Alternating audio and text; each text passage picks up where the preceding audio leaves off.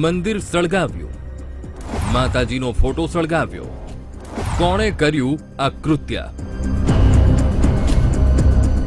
આ સવાલ રાજકોટના જીયાણા ગામના લોકોના મનમાં ઉપસી રહ્યો છે, કારણ કે અસામાજિક તત્વો દ્વારા ગામની સીમમાં આવેલા રામદેવ પીર અને મેલડી માતાના મંદિરને સળગાવવાનો પ્રયાસ થયો.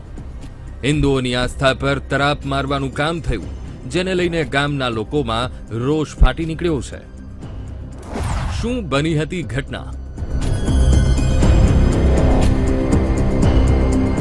ઘટના અંગે વાત કરવામાં આવે તો રાત્રિના 9 વાગ્યે ગામના લક્ષ્મણભાઈ નામના વ્યક્તિ સીમમાંથી પસાર થઈ રહ્યા હતા, ત્યારે મંદિર સળગી રહ્યા હતા, જેથી તેમણે ગ્રામજનોને જાણ કરી.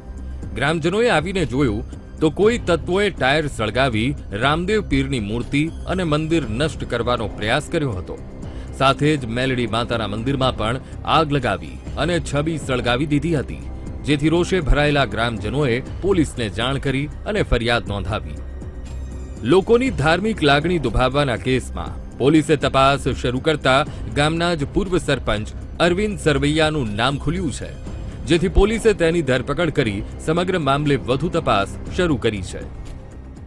ફરિયાદ નોંધ્યા બાદ એરપોર્ટ પોલીસ સ્ટેશન કાર્યરત થઈ તપાસ કરતા આ જ ગામની અંદર રહેતા અરવિંદભાઈ મગનભાઈ સરવૈયા કે જેઓ ભૂતપૂર્વ સરપંચ હતા, તેઓની ધરપકડ કરવામાં આવી છે.